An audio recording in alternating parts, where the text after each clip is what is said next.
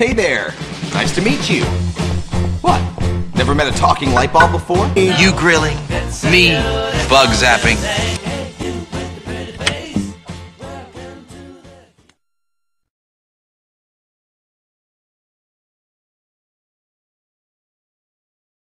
Here are 10 tips that will make you a grill master.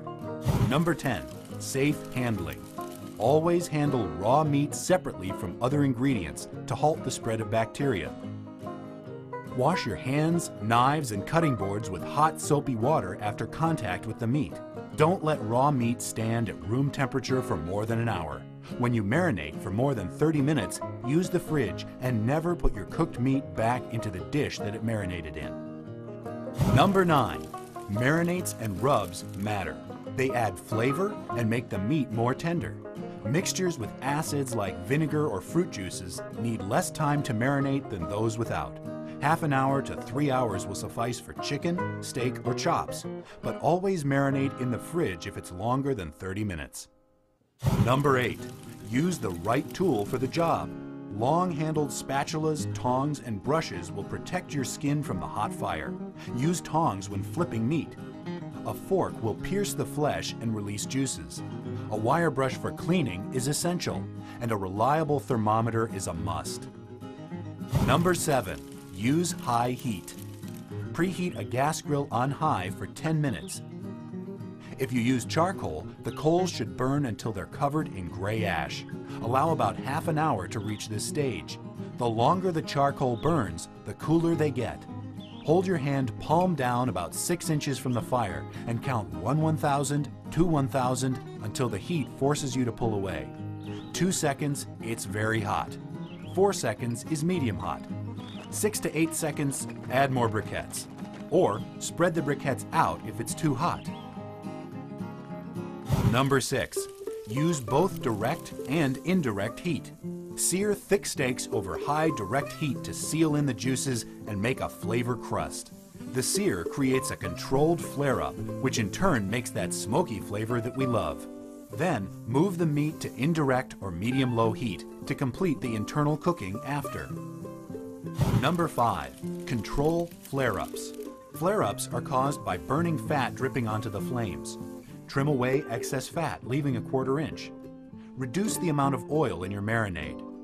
When one occurs, move the meat so it isn't directly over the coals. You can cover the grill to reduce the oxygen or douse the flame with water from a spray bottle on a charcoal fire, but not on a gas grill. Number 4, cook with wood. For the real smoky campfire flavor, use fragrant hardwood to grill over.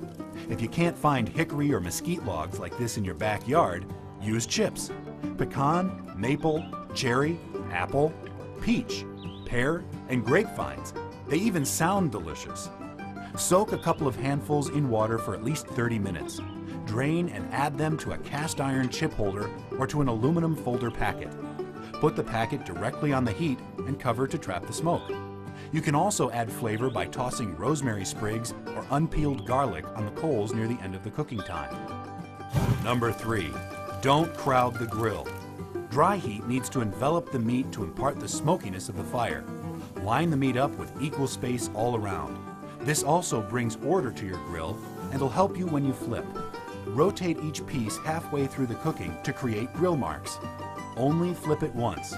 Number 2, know when it's done. Grilled meats should have a nice brown flavor crust, but not be charred black. Charring creates carbon, a carcinogen. Steaks an inch thick need 5 to 7 minutes per side to reach medium. Pork chops need about the same. It's always best to use an instant thermometer on steaks more than a ½ inch thick. Medium rare steaks will have an internal temperature of 145, and mediums should reach 160.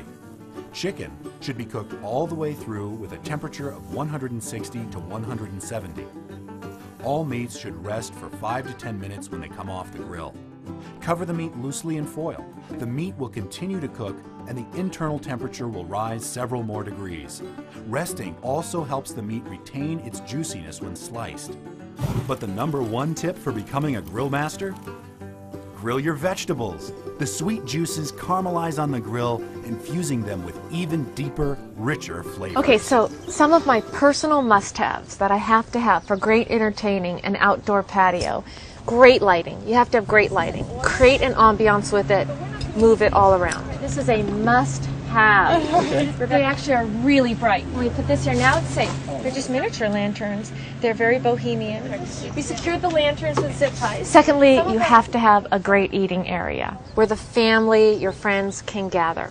Make it central. Make it the pivot point of your deck.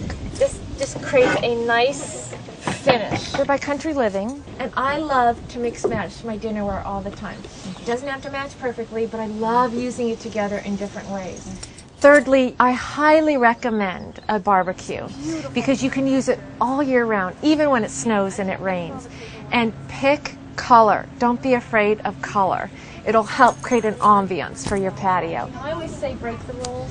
Great seating conversation areas. They can be everywhere. They can be on the deck, they can be on the patio, they can even be in the grass. We're protected by the wall now.